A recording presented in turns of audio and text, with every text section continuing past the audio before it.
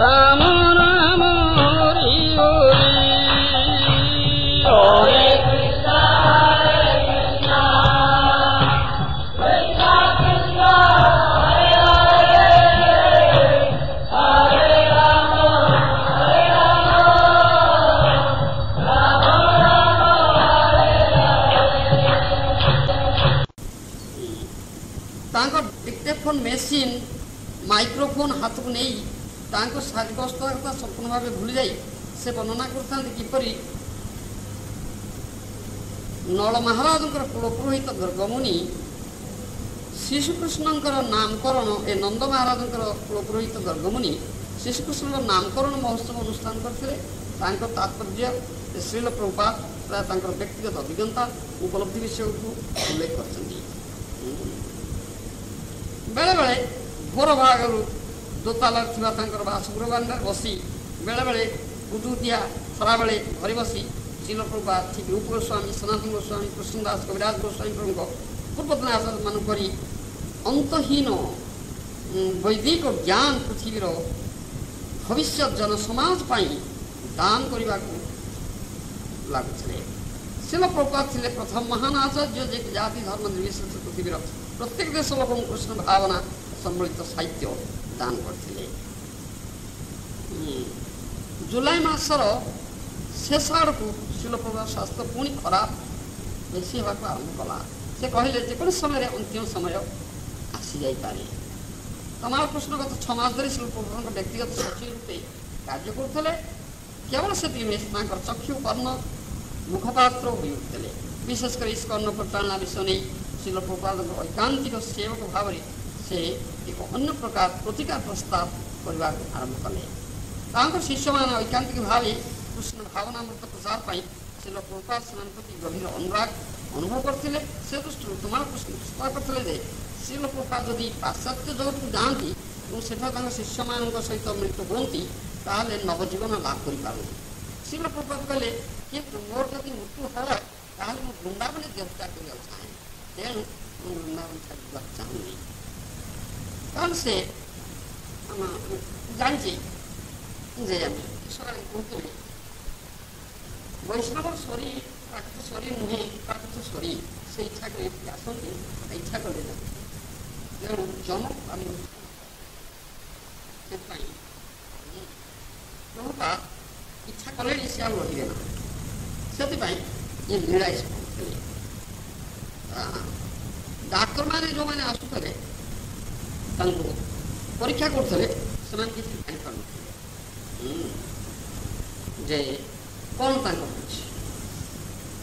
Doctor मैंने confuse हाँ किसी निर्णय कर श्रील प्रभुपाद से आदि क्षुधा नाला गत 6 सप्ताह धरी से प्राय किसी खाई खाइबार शोबार अथवा अनुवाद कार्य कर कौन धराबंधा समय नाला शारीरिक सुस्थता कामना कर भक्तमान कृष्ण प्रार्थना जनवाई अनुमति चाहिए सत से गोटे प्रार्थना करने को अनुमोदन करते हे कृष्ण तुम्हें जब चाह ताल दयाकोरी श्रील प्रभुपाद भल कर प्रार्थना से प्रतिदिन सका नियमित भाव श्रीविग्रह दर्शन करा जाते कला चषमा पिंधि से सड़क भाव चेयर बसुले 2 जन भक्त आग पछपटू धरी सावधानता सहकार घर मंदिर को नहीं जाते प्रथम से चेयर टी तले रखा जाऊला श्री श्री गौर निताई विग्रह सामने तापर श्रीकृष्ण बलराम शंकर तापर श्री श्री राधा श्याम सुंदर रखा जापर से मंदिर संगठन चौतरा मझे तमाल वृक्ष तले धला कला रंगर मर्मर प्रस्तर रंधा जा चटाण पर चेयर टी रखते हाथ जोड़ी निविष्ट चित्तर श्रील प्रभुपाद कृष्ण बलराम को देखते बेष्टन कर भक्त मैंने कीर्तन आरंभ कले 2टी गुरुकुलर पिला ऊपर को हाथ टेकी नाचती से देहर सूता चदर नृत्य ताले ताले आंदोलित होता है प्रभुपाद किसी कहून एपरिक हसुन तेरे किसी क्षण पर से बेकर फुलहार गुड़िक काढ़ी जड़े भक्त को दे कहते नृत्यरत बालकों गलारे पिंधि दियो तापर आउ 2 जन बालक नाचापी आगे आसते बर्तमान प्रथम बालक 2 जन से गलार प्रभुपाद माल ପିନ୍ଧାଇ ଦେଇ ଅନ୍ୟ ପିଲାଙ୍କ ସହିତ ଭୂଇଁ ଉପରେ ବସି ପଡ଼ନ୍ତି। ଏହିପରି ଅଧଘଣ୍ଟା ଧରି ନୃତ୍ୟ କୀର୍ତ୍ତନ କରେ। ମନ୍ଦିରରେ କ୍ରମାଗତ ଦର୍ଶନାର୍ଥୀମାନେ ଭିଡ଼ କରି ଠିଆ ହୋଇଥିଲେ। ଅନେକ ଶ୍ରୀଲ ପ୍ରଭୁପାଦଙ୍କ ପାତ୍ରରେ ଥିବା ଏମ୍ବ୍ରଏଡରୀ କରା ସିଲ୍କ ଗଦି ଉପରେ ପ୍ରଣାମୀ ଦେଇଯାଉଥିଲେ। ଶ୍ରୀଲ ପ୍ରଭୁପାଦ ପାଶ୍ଚାତ୍ୟ ଜଗତକୁ ଯିବା ପାଇଁ ସଂକଳ୍ପ କରିବାକୁ ଆରମ୍ଭ କଲେ। ସେ କହିଲେ, ମୁଁ ଯଦି ଆଉ ଟିକିଏ କାର୍ଯ୍ୟ କରିପାରନ୍ତି ତାହେଲେ ଆମର ସଂସ୍ଥାଟି ଖୁବ୍ ବଳିଷ୍ଠ ହୋଇ ଉଠନ୍ତା। ମୁଁ ଦେଖିବାକୁ ଚାହେଁ ମୁଁ ଯାହା କିଛି କରୁଛି ତା ଆହୁରି ବୃଦ୍ଧି ଲାଭ କରିଛି। କିନ୍ତୁ ତାଙ୍କର ଅସୁସ୍ଥତା ଆହୁରି ବୃଦ୍ଧି ପାଇଗଲା। ସେ ଆଉ ଯିବା ପାଇଁ ଇଚ୍ଛା କଲେ ନା।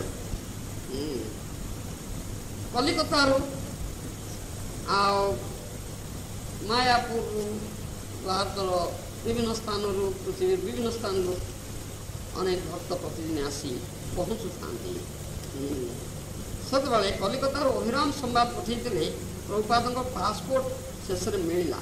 କଲିକତାରେ ଆମେରିକାନ କନସୁଲେଟ୍ ତାଙ୍କୁ ଗ୍ରୀନ୍ କାର୍ଡ଼ ଦେବା ପାଇଁ ସାହାଯ୍ୟ କରିବେ ବୋଲି ପ୍ରତିଶ୍ରୁତି ଦେଇଛନ୍ତି। ସିଡ଼ି ଦ୍ୱାରା ଦ୍ରୁତଗତିରେ ଉପରକୁ ଉଠି ତମାଳ କୃଷ୍ଣ ଯାଇ ଶିଳପ୍ରଭୁଙ୍କୁ କହିଲେ, ଗୋଟେ ଭଲ ଖବର ଆସିଛି। ଶିଳପ୍ରଭୁ ତାଙ୍କ ବିଛଣାରେ ଶୋଇଥିଲେ। ସେ ଯେତେବେଳେ ସେ କଥା ଶୁଣିଲେ ସେତେବେଳେ ଧୀରେ ଧୀରେ ହାତ ଟେକି ଦଉ ଦଉ କହିଲେ, ମୋତେ ଭଲ ଖବର ଦେଇ ବଞ୍ଚେଇ ରଖ। ସେ ଲଣ୍ଡନ ଯିବା କଥା ଭାବୁଥିଲେ। ସେ କହିଲେ, ସେଠାକାର ରାଧାକୃଷ୍ଣ ବିଗ୍ରହ କି ଅପୂର୍ବ ସୁନ୍ଦର। ରାଧା ଲଣ୍ଡନେଶ୍ୱର ସେ ଏକ ସରଳ ବାଳକ। ଶିଳ ପ୍ରଭୁପାଦ ଭକ୍ତି ବେଦାନ୍ତ ମ୍ୟାନର କଥା ଚିନ୍ତା କରୁଥିଲେ। ମୋର ଘର ସମ୍ମୁଖରେ ଥିବା ସେଇ ଗୁଣାଚ୍ଛାଦିତ ଜମି ଖଣ୍ଡିକ କେତେ ସୁନ୍ଦର। ମୋର ମନେ ହେଉଛି ଭଲ ସମୟ ଆସୁଛି। ତାପରେ ସେ ଲଣ୍ଡନ ଯାଇଥିଲେ। ଶିଳ ପ୍ରଭୁପାଦ ଲଣ୍ଡନରେ ଯାଇ ପହଞ୍ଚିଲେ। ସେତେବେଳେ ତାଙ୍କ ଶିଷ୍ୟମାନେ ଚମକି ଉଠିଲେ। ସେମାନେ କଳ୍ପନା ପର୍ଯ୍ୟନ୍ତ କରିପାରୁଥିଲେ ଯେ ଏତେ ରୋଗା ହୋଇଯାଇଥିବେ, ଏ ଅବସ୍ଥାରେ ସେ ଏପରି ଭାବରେ ଭ୍ରମଣ କରୁଥିବେ। ଯେଉଁ ସବୁ ଭକ୍ତମାନେ ତାଙ୍କୁ ବିମାନରେ ନେଇ ଆସିବା ପାଇଁ ଯାଇଥିଲେ ସେମାନଙ୍କ ନିକଟରେ ତାହା ଥିଲା ଏକ ହୃଦୟ ବିଦାରକ ଅଭିଜ୍ଞତା। ଏପରିକି ଯେଉଁମାନେ ବୃନ୍ଦାବନରେ ଶିଳ ପ୍ରଭୁପାଦଙ୍କର ଅବସ୍ଥା ବିଷୟରେ ଅବଗତ ଥିଲେ ସେମାନଙ୍କୁ ତାଙ୍କୁ ଏପରି ଅବସ୍ଥାରେ ଦେଖିବାକୁ ପ୍ରସ୍ତୁତ ନଥିଲେ। ଶିଳ ପ୍ରଭୁପାଦ ଥିଲେ ସବୁଦିନ ପାଇଁ ଜଡ଼ାତୀତ, ହୁଏତ ବର୍ତ୍ତମାନ ଆଗ ଅପେକ୍ଷା ବେଶୀ। ତଥାପି ତାଙ୍କୁ ଏପରି ଅବସ୍ଥା ଦେଖି ବର୍ତ୍ତମାନ ଖୁବ୍ ଆଘାତ ପାଇଲେ। ପ୍ରଭୁପାଦ ସମଗ୍ର ମାନବ ସମାଜର କଲ୍ୟାଣ ପାଇଁ ନିବେଦିତ ପ୍ରାଣ, ମହାତେଜସ୍ୱୀ ମହାତ୍ମା। ଦେହ ଥିଲେ ବି ଯିଏ ସର୍ବତ ଭାବେ ଦେହାତୀତ। ଶ୍ରୀଲ ପ୍ରଭୁପାଦଙ୍କ ଲଣ୍ଡନ ଯିବାରେ ବର୍ତ୍ତମାନ ମନରେ ଗଭୀର ଆଶା ସଞ୍ଚାର ହୋଇଥିଲା ଯେ ସିଏ ହୁଏତ ଭଲ ହୋଇଯିବେ। ଶ୍ରୀଲ ପ୍ରଭୁପାଦ ଠିକ୍ କରିଥିଲେ ଯେ ତାଙ୍କ ଲଣ୍ଡନ ଆସିବା 2 ସପ୍ତାହ ପରେ ତଥା ସେପ୍ଟେମ୍ବର 6 ତାରିଖ ଜନ୍ମାଷ୍ଟମୀ ପରେ ସେ ଆମେରିକା ଯିବେ। ସେ କହୁଥିଲେ, ମୁଁ ଆଉ କେତେ ଦିନ ବଞ୍ଚିବାକୁ ଚାହୁଁଛି ଯାହାଫଳରେ ମୁଁ ସବୁ ସମ୍ପୂର୍ଣ୍ଣ କରିପାରିବି। ତମାକୃଷ୍ଣ ପଚାରିଲେ, ଆପଣ ବର୍ତ୍ତମାନଙ୍କ ସଙ୍ଗେ ରହି ସେମାନଙ୍କୁ ଅନୁପ୍ରେରଣା ଯୋଗାଇବା ମାଧ୍ୟମରେ ତାହା କରିବେ ନା ଅନ୍ୟ କୌଣସି ଉପାୟ କରିବେ? ଶ୍ରୀଲ ପ୍ରଭୁପାଦ କହିଲେ, ଏକ ବିଶେଷ ଅନୁଷ୍ଠାନ ମାଧ୍ୟମରେ ମୁଁ ବର୍ଣ୍ଣାଶ୍ରମ ବ୍ୟବସ୍ଥା ଚାଳନ କରିବାକୁ ଚାହୁଁଛି। ଆମର ପେନସିଲଭେନିଆ ଫାର୍ମରେ ଜୀବନର ସବୁଠୁ ବଡ଼ ସମସ୍ୟାର ସମାଧାନ ହେଉଛି ଖାଦ୍ୟ।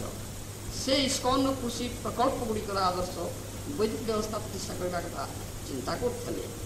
ମୁଁ ଯଦି ଆଉ କେତେ ଦିନ ବଞ୍ଚେ ତାହେଲେ ମୁଁ ବମ୍ବେ ମନ୍ଦିର ଉଦ୍ଘାଟନ ଉତ୍ସବ ଦେଖିପାରିବି, ତାହା ମୁଁ ଚାହୁଁଛି। ଆମେ ଏଠାରେ ଆଉ କେତେ ଦିନ ଅପେକ୍ଷା କରି ତାପରେ ବମ୍ବେ ଫେରି ଯାଇପାରିବା। ବମ୍ବେ ମନ୍ଦିର ପାଇଁ ମୁଁ ଅନେକ ପରିଶ୍ରମ କରିଛି। ମୁଁ ଯଦି ବମ୍ବେ ମନ୍ଦିର ଉଦ୍ଘାଟନ ଦେଖି ମରେ ତାହେଲେ ତାହା ହେବ ଏକ ଶାନ୍ତିପୂର୍ଣ୍ଣ ମୃତ୍ୟୁ। ଆଉ ଯଦି ମୁଁ ବଞ୍ଚି ରହେ ତାହେଲେ ପୁଣି ମୁଁ ଏଠାକୁ ଫେରି ଆସିବି। ଶ୍ରୀଲ ପ୍ରଭୁପାଦ ବମ୍ବେ ଫେରିଲେ, କିନ୍ତୁ ତାଙ୍କ ସ୍ୱାସ୍ଥ୍ୟର ଉନ୍ନତି ହୋଇନଥିଲା। ଅବଶେଷରେ ସେ ଘୋଷଣା କଲେ ଯେ ଏହି ସଂକର୍ଜନକ ଅବସ୍ଥାରେ ବମ୍ବେରେ ନ ରହି ବୃନ୍ଦାବନରେ କୃଷ୍ଣ ବଳରାମ ମନ୍ଦିରକୁ ଫେରିଯିବା। ତେଣୁ ସେ କୃଷ୍ଣ ବଳରାମ ମନ୍ଦିରକୁ ଫେରି ଆସିଲେ। କୃଷ୍ଣ ବଳରାମ ମନ୍ଦିର ଭକ୍ତମାନେ ମାସ ଭିତରେ ଶିଳ ପ୍ରଭୁପାଦଙ୍କ ସ୍ୱାସ୍ଥ୍ୟର ଯେପରି ଅସ୍ୱାଭାବିକ ଅବନତି ହୋଇଛି ତାହା ଦେଖିବାକୁ ମର୍ମାହତ ହୋଇଥାଏ। ତାଙ୍କର ଘରଟି ଠିକ୍ ଆଗପରି ରହିଛି, କେବଳ ଗୋଟିଏ ବଡ଼ ଫଟୋ ସେଥିରେ ପକା